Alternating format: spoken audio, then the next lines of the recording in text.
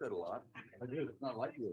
All right, let's see what we got. I picked this one on purpose, and I knew it was going to be somewhat challenging, but I wanted to see what you guys would come up with. So, what is the artistic message here?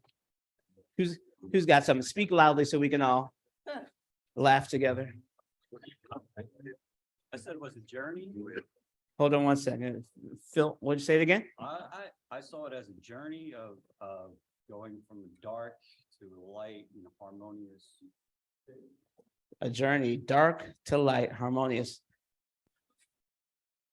Okay. I don't know. Gosh, no. There's enough going on up here. Anybody else? So essentially, almost like somebody going about their day and different characters coming into their day, and having different things that come in the conversation, or just a journey through your day. Journey, darkness to light, different characters coming in to your day. Anybody else? A bit like creation, like the start really slow, and how God built it up, and then he rested. I like that. God built it up and he rested. I wish I thought about all this when I was writing this song. This is great. This is great. Next one. I'll come to you guys first before the next one. All right. So can you see God in this? Can you hear God in this? It's okay if you say no, by the way. No. Thank you. In the end, First brave soul. when it sounded more harmonious, When it sounded more harmonious. like Good. If I was not looking to see God in his eyes, that was my comment. If I was at a club or something. Right. I wouldn't see God in it. Good. Because I was looking for it. Absolutely. Ah, interesting. You're going back to our main points, Yeah, very good. Yes, Don. God in you, and the person who the artist who was creating it, but also is the message for the audience. This idea of interaction between the artist and the audience. Lindsay, were you going to say something? Those lines, like the emotions that it can evoke in us, to me, like there's other language that's going on that has to be divine. Unspoken. David? I was struck by the science of the frequencies and how those things make us feel a certain way. And Did you feel a certain way when you heard it? absolutely. Okay, that's good. That's all from creation. You guys are too deep for me, man. Okay. So that's the how. Next slide should be blank there, Jim. Good. So here is the spoiler. I wrote this song for my wife. Oh, nice. Song's titled She Moves Me. Oh. So journey from darkness to light. Someone coming in, right? And it's on my second studio recording entitled Misfits. It's a slide there. I think you guys can see. And the next slide.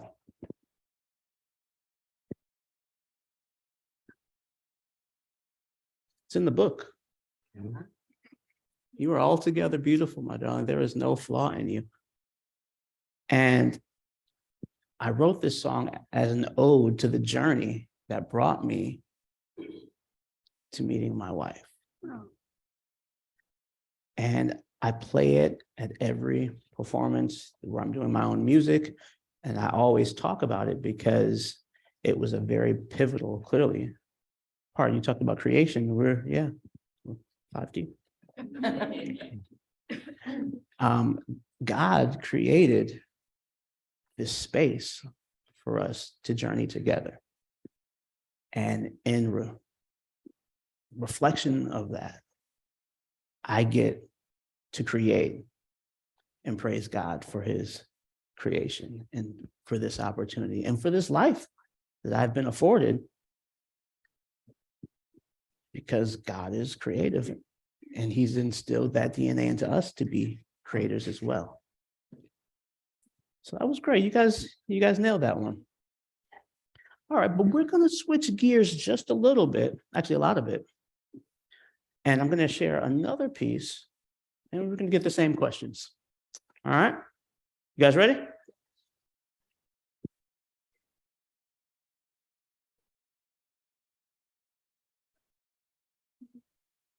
We're going to move on now to new developments in that shocking case out of Dallas where a white police officer is now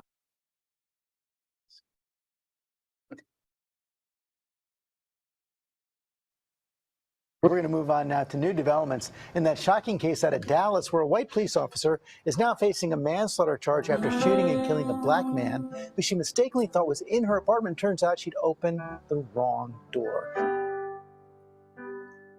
When I die, I wanna be old.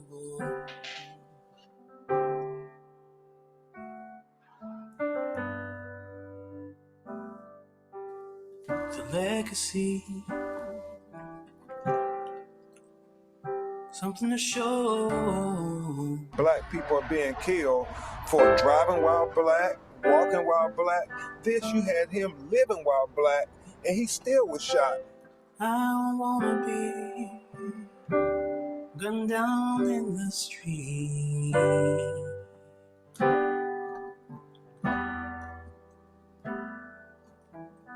I wanna breathe. What do you want? I can breathe.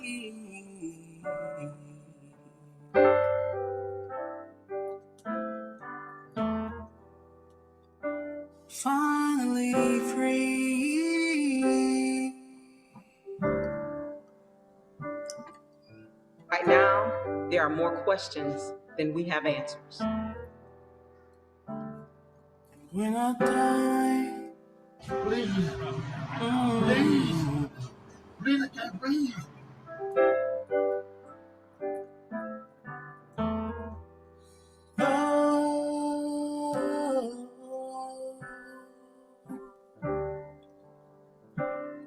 to be free.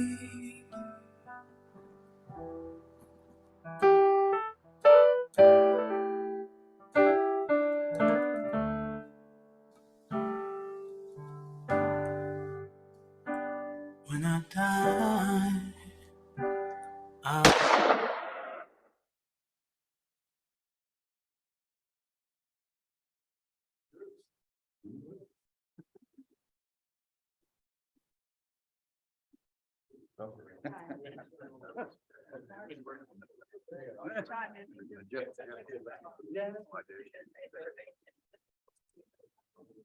All right, Jeff, what do you think? I saw this one. Yes, I did too. And obviously,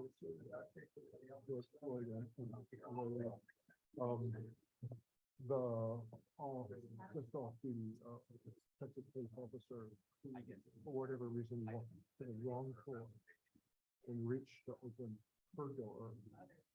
It was opened by a black man on the side and distinctly fired a shot.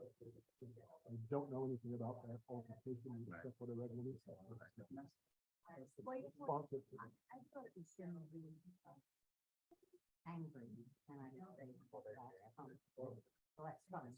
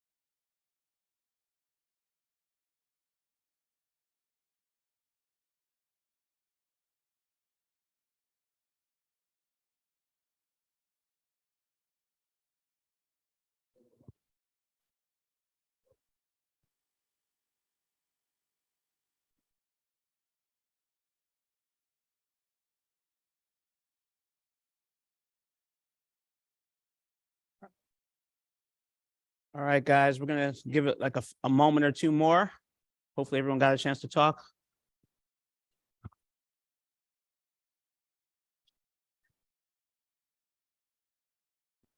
Before that. No.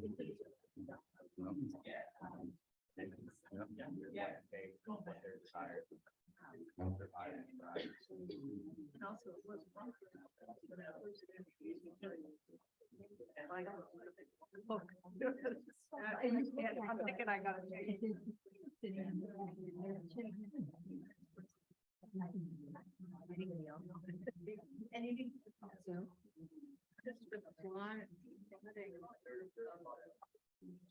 All right, you guys good to come back? All right. All right, who wants to start? What is the artistic message?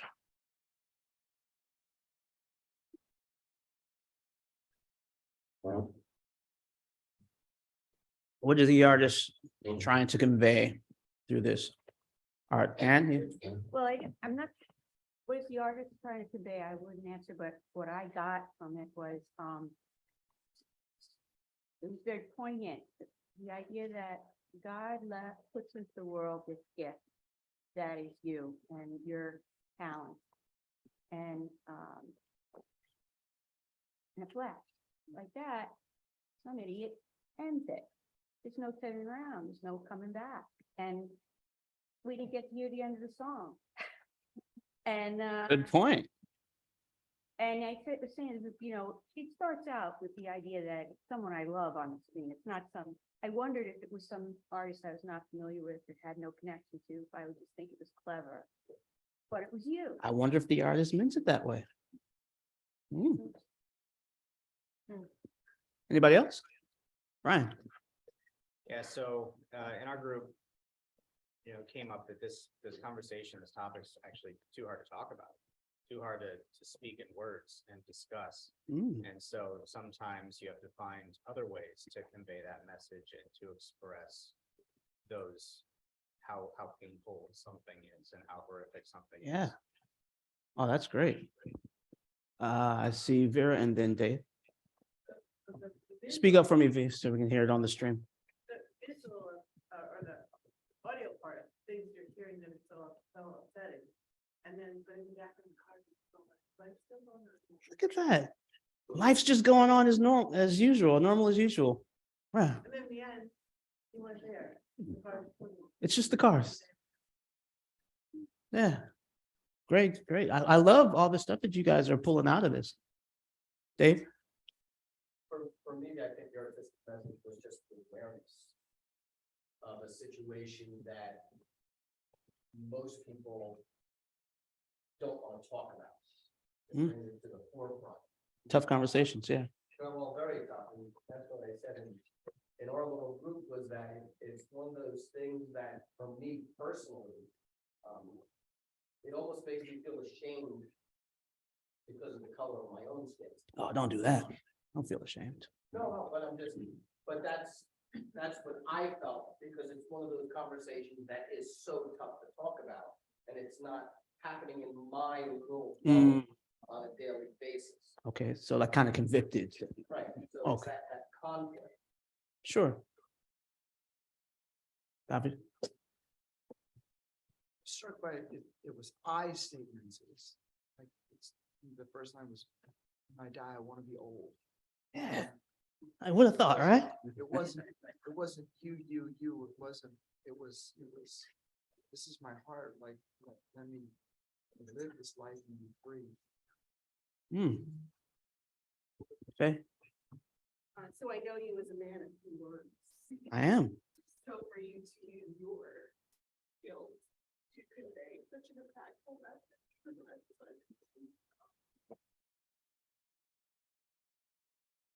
You know, something you couldn't have done it with just words. Had to, yeah. Thank you for sharing that. Rachel?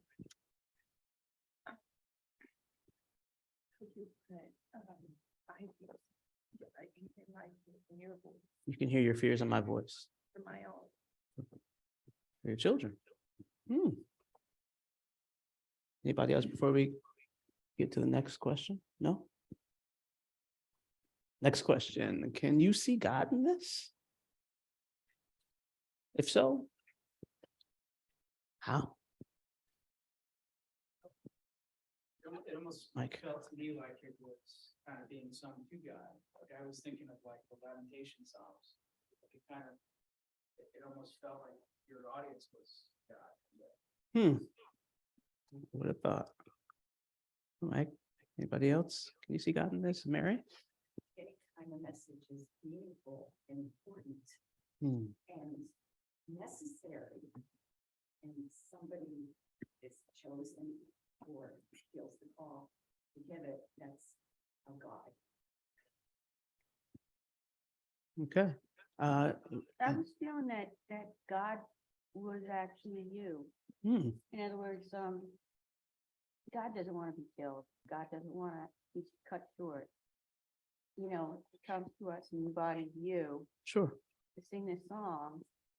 And so you can only imagine the sort of scattering effect of our actions on God, you know, the all powerful, obviously. But Sure.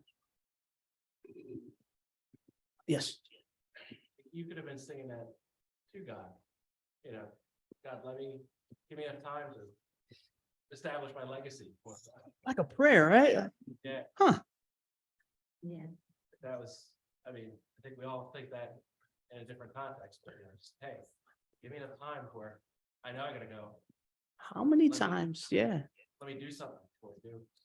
How many times do we think our prayers are only sufficient for a Sunday morning, for the liturgical words and the eloquent phrasing? But why couldn't that be a prayer? That's a great insight. Thank you. Anybody else?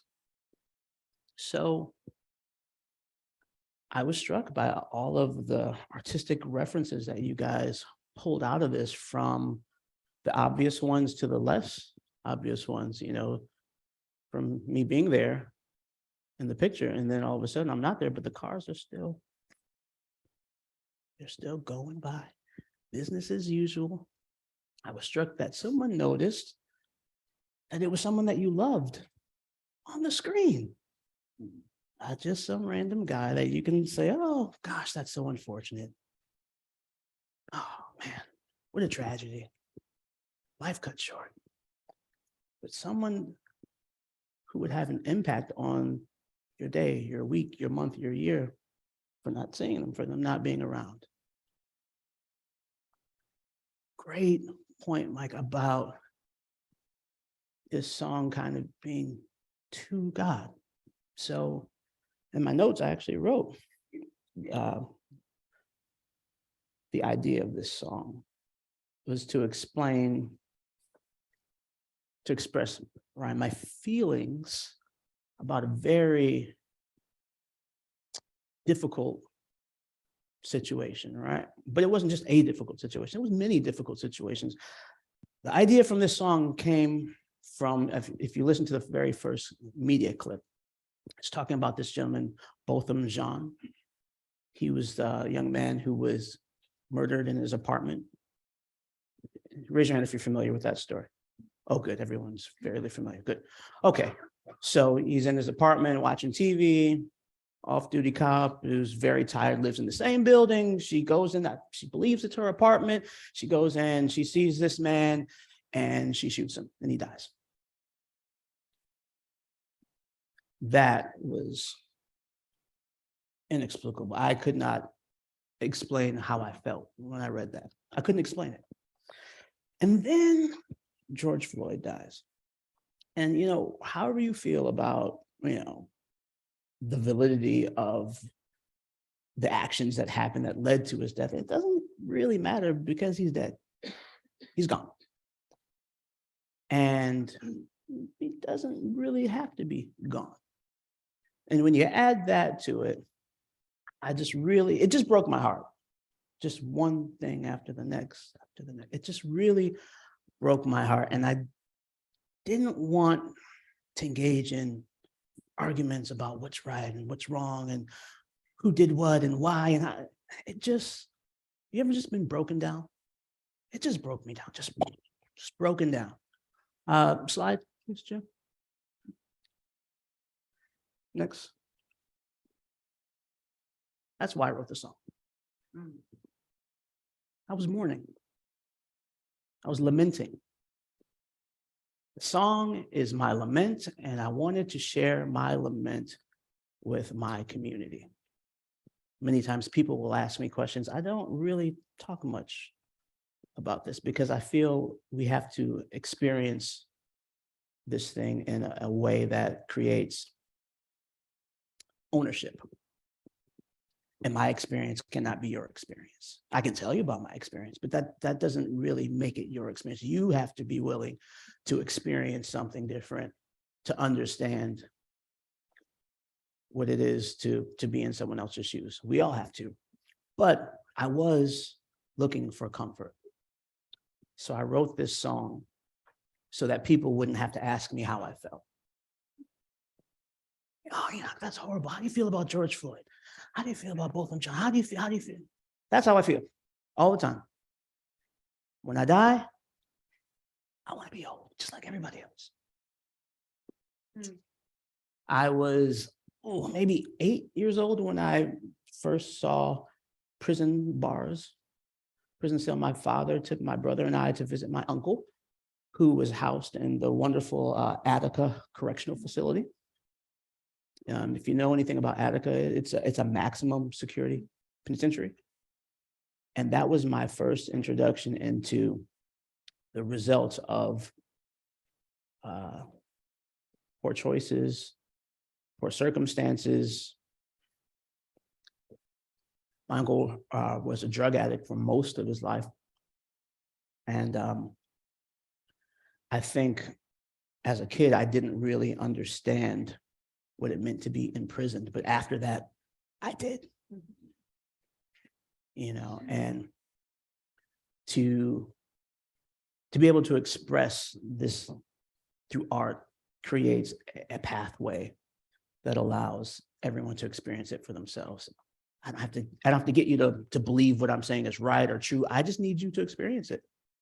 And then we'll let the chips fall where they may, and let God do the work in our hearts that needs to be done so that we can figure out how to navigate this experience, this journey together. Any other comments before we move on? Comment. Questions too, guys. You can ask questions. Sorry. I was just thinking, even while you were talking, I was thinking, in that simple message, there's also a very gentle call to action. Is there? Yeah. And what would you say that call to action is? If you were to say more about it. That's a hard question to answer. Okay. But I think it's a call to even just to change the way that we see these stories, but also to, what is my part in changing this? Right. So if either of those stories that, that were referenced in this piece happen to me, how would that change the way you viewed stories?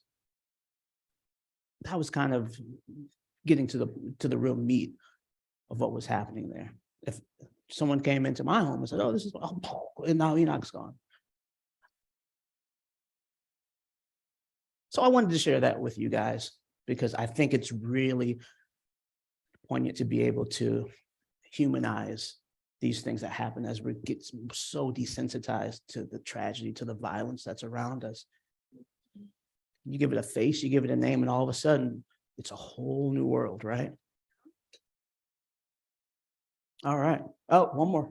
Sorry, Mary. I associate it with Jesus telling the stories of truth in parable and stories. And then other people can ponder on it. And you see, it's not all black and white. It's yes. You turn it around, and you continue turning it around for a long time. Sure. It stays with you. Great. Marina? Sorry, speak up just a little bit. No worries. I really appreciate what you said about the way you guys have this discourse where you're thinking of the next thing you're gonna say, trying to be eloquent, all that thing, political, just stripping away all of that desire and just enter into someone else's experience and just feel it. And just have enough and just go on a journey with you without even trying to have some split argument. Right. Thank you. Thanks for sharing that. Oh, one more. Yes. Just about the video, so one of those things, like besides the cars passing for me, was you standing, well, really at the time it was your house, but really it's Main Street America. Main Street. Oh, you caught that. So many things, so many nuggets to pull out, right? Yeah. Main Street America. Apple pie, Allentown, right? Yeah. Yeah. Exactly, and how we can hear in Allentown, we can be, or people here are in, not a big. Sure. Very good. Very good. Next slide, please. Music is a form of worship that allows us to express our praises, love, and gratitude to God. It is used to enhance worship, encourage each other, or even as a means to soothe the mind and the soul. That's a fairly accurate statement for the way I feel about music. And I found that that last piece about soothing the mind and the soul, it really surprised me how transferable that was to this next slide. God is connected to everything we do. You can keep going through that just to kind of remind us of where we are with our main points. Next slide. Next slide. If you know the way broadly, you will see it in everything. And that's a quote by Miyamoto Musashi. Miyamoto Musashi was a Japanese swordsman, a philosopher, strategist, a writer, and a ronin. You guys know what a ronin is? Tree. Huh? In Irish, it's a tree. And it's not a tree. Assassin. It's a samurai without a master. A samurai without a master. A ronin was a samurai without a lord during the feudal period of Japan, 1185 to 1868. So when you think about samurais and you think about that whole culture in that era, you know, he was saying, if you know the way broadly, you will see it in everything. And that kind of bridges us into, next slide, please, the martial art that I chose to start studying, oh gosh, 5 years ago, a little bit more than 5 years ago, Brazilian Jiu-Jitsu. And I've got some slides about what it is. We can kind of read quickly. Go ahead, Jim. Brazilian Jiu-Jitsu is a grappling-based martial art whose central theme is the skill of controlling a resisting opponent in ways that force him to submit. Due to the fact that the control is generally easier on the ground than in a standing position, much of the technique of Brazilian Jiu-Jitsu is centered around the skill of taking an opponent down to the ground and wrestling for dominant control positions from where the opponent can be rendered harmless. Next slide. To control and overcome greater size, strength, and aggression with lesser size and strength is the keynote of the sport. This is done by utilizing superior leverage, grip, and position upon your opponent. Students of the sport gain a deep understanding of the workings and limits of the human body. Go forward and go forward. Next slide. All right, so let's share a little bit of my journey with you guys. Here, all the way to the left, that is my first promotion. So at that point, I'm a pretty big guy. I was probably down to the size I am now, actually. It's just composed a bit differently, but I started Brazilian Jiu-Jitsu at about 210 pounds, maybe, thereabouts. And here I am, somewhere around 190, I'd say. And next promotion, and that final promotion was to the next belt, which is blue belt. That entire process took 1 year. Next slide. This is me kind of moving along the lines. That's a picture of blue belt. And this is another blue belt. And this is me getting my purple belt last July. So 5 years, I've gotten how many promotions? 2. 5 years. 2 promotions. I could have graduated from college. I've only got 2 promotions in 5 years. And this is a picture at a tournament where I was blessed to be able to make the podium with some other practitioners. Next slide, please. Perfect. So I got into Brazilian Jiu-Jitsu because I'd always been interested in martial arts, but what really became evident to me was how meditative it was after I started practicing. How the absence of options can either create calm or panic. And when you begin training, what do you think it creates? Lots of panic, lots of pushing and lots of flailing, and you think you're dying, right?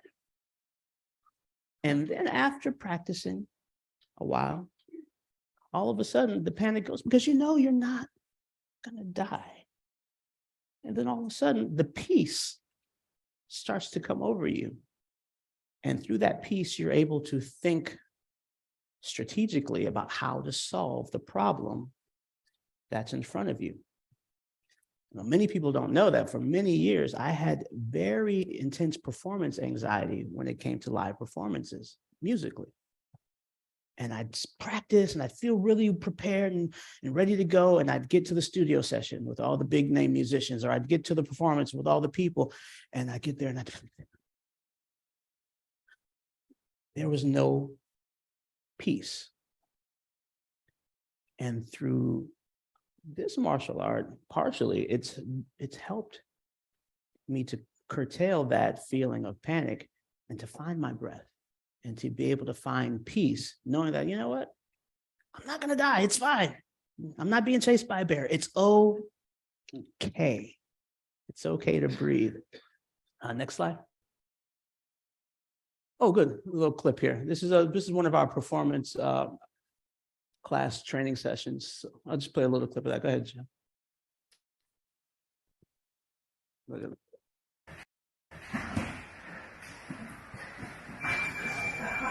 30 seconds. Good time to score right here. Pick it up. Pick up the pace. Yeah, I just submitted.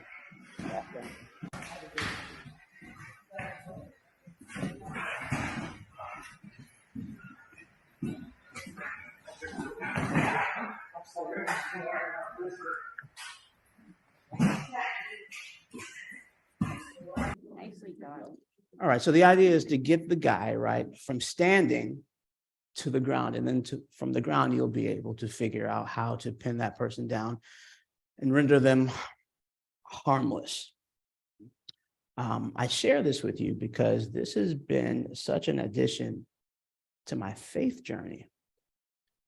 Being able to connect this idea that when you're on those mats, it doesn't matter what your occupation is. It doesn't matter how much money you make. It doesn't matter how important you are to the people outside of the world. Half of the time, for many years, we don't even know what we do. We just show up and we train.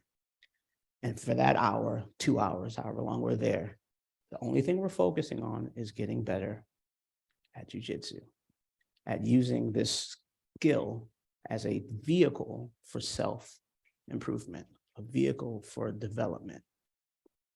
And I connect so much of what we do in our faith lives to that.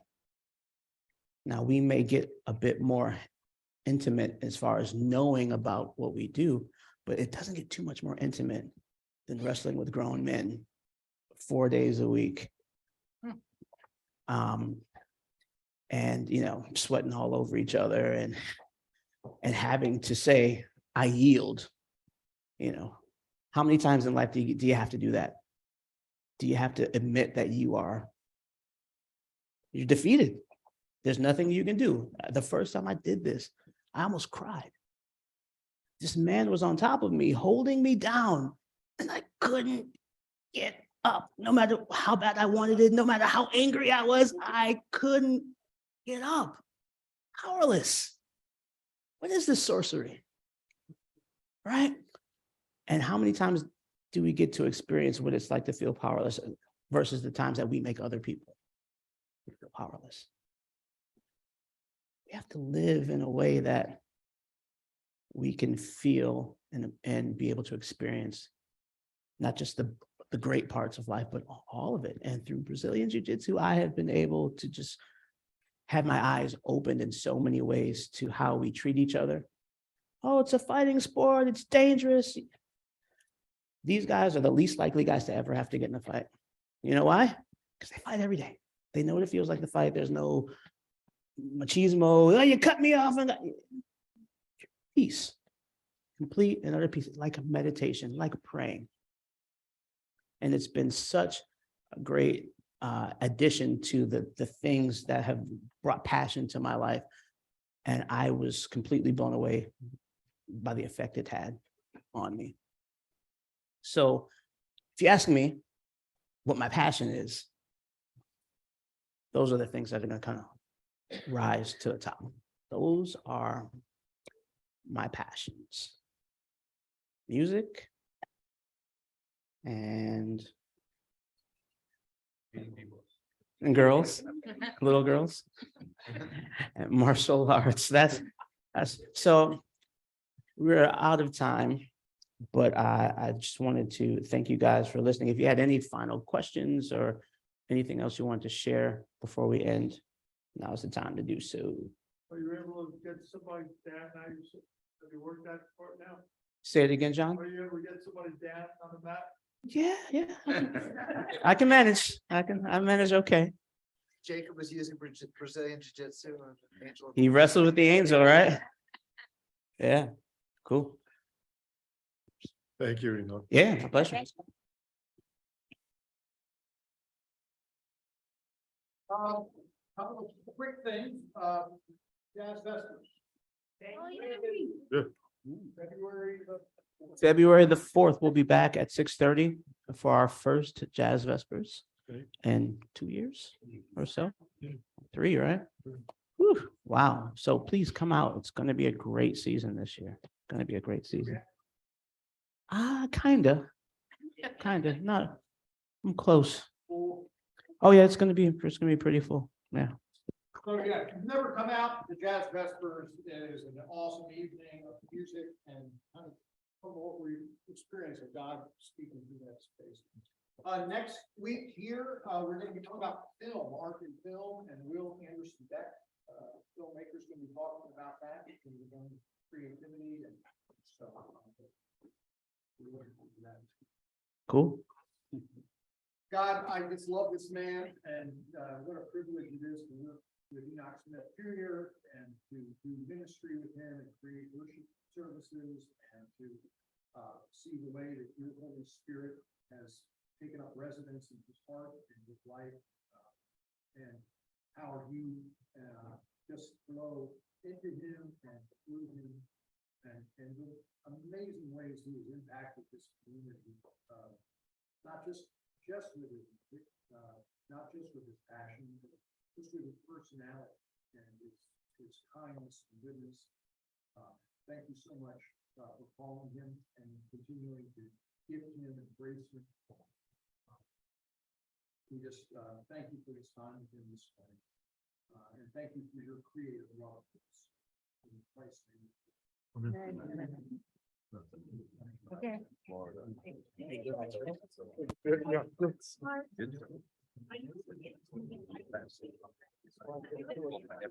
Now we know not. Yeah.